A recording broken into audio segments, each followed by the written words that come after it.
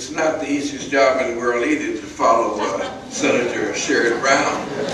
It's a pretty tough assignment. Let me say, firstly, to Senator Sherrod Brown, what an honor it is to have been invited by you to appear here this evening, to be a part of this wonderful program.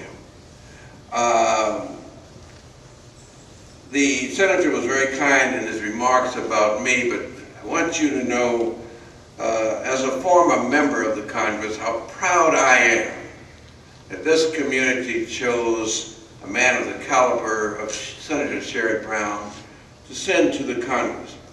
I'm proud and comfortable knowing that he is in the United States Senate and that he will have a strong role in determining the kind of health insurance that this nation is going to receive, as he told us tonight.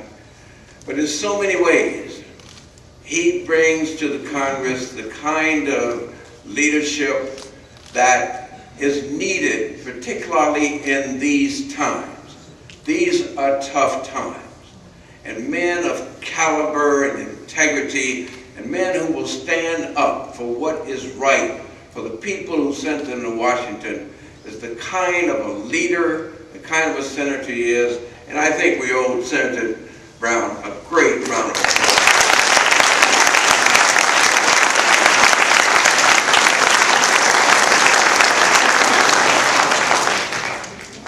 I'm proud also to serve on this panel tonight with Dr. Marvin McMichael.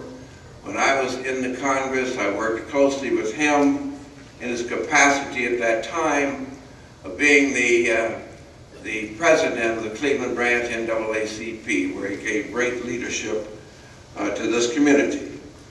And I cannot tell you what it means to once again be on a podium with Andrew Young, this icon of the civil rights movement, this man who walked with Dr. King, strategized with Dr. King, went to jail with Dr. King.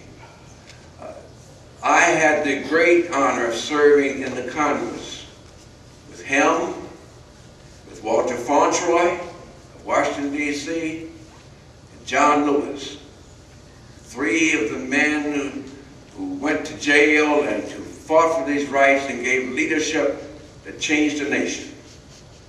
So I can't tell you what it means always, Andy, to be in your presence. Steve Hoffman, I want to say, I think this audience ought to know that during the period I served in the Congress, I had a great pleasure working closely with you on behalf of the Jewish Federation. I have in my possession a letter that I will always treasure. The letter he wrote me on an occasion, thanking me for the services I had rendered on behalf of the Jewish community. He and I have spent time at the White House and in the United States Congress, and on occasions where we had Jewish representation and Jewish officials, and I just want you to know that Steve gave great representation to this community, and it's always an honor to be with him. Dr. Heschel, it's a great honor to hear you this evening. I just flew in here today, being over in New Jersey, where I spent some time with my daughter, one of my daughters, and I can just tell you that I know that Rabbi Heschel has to be so proud as you look down tonight and see how you are carrying on his wonderful legacy. As you spoke the word,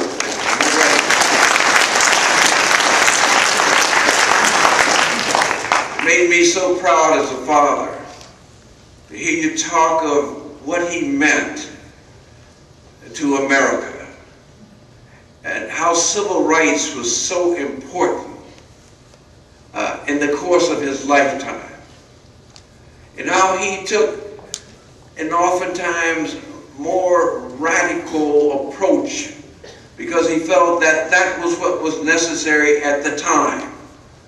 And he felt that the status quo just wasn't going to make any kind of change. And so he made approaches that others perhaps did not even think of, or if they thought of, they abandoned it.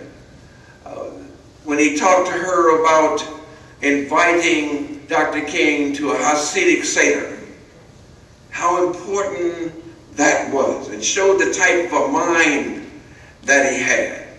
And then how he went on and served with Dr. King and walked with Dr. King and became a part of what Dr. King meant to this nation. And so I just thank you for carrying on your dad's wonderful legacy. Sunday. As I came, much like Senator Brown, when I came in this auditorium tonight, it was sort of like being back in Congress again. There's so many people, you talk about the activism, Sherrod, there's so many people in this room that touched my life and I touched theirs during the course of time I was in the Congress. It was nice to see Al Siegal, Laura, and Tamar, and Milt.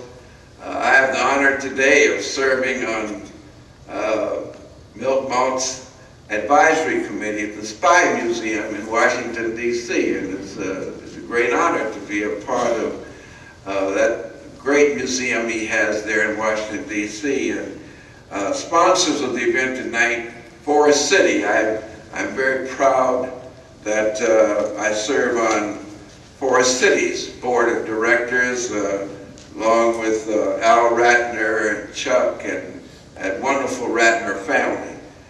And so I have to say to you tonight that having represented this congressional district, and I represented the majority of the Jewish population in Cuyahoga County, and we had a great relationship.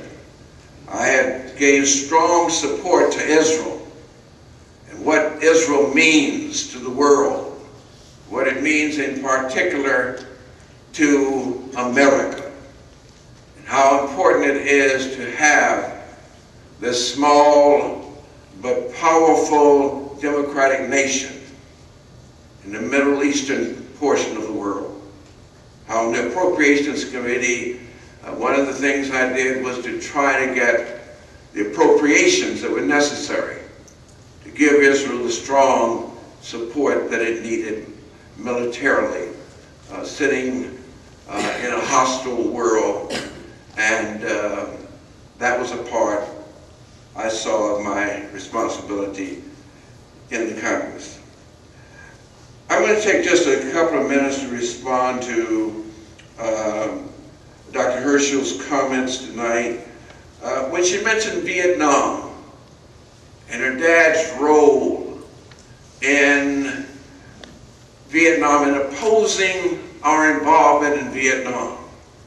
As we think back now, you can see how important his urging was at that time, because we now know this nation lost 50,000 American boys unnecessarily in a war we should have never been involved in. We know by the acknowledgement of Secretary McNamara that the administration now admits we should have never been there. That to me says how important it was when your father was urging that we get out of Vietnam. I think of her remarks about her father in the sense of judicial Jewish history.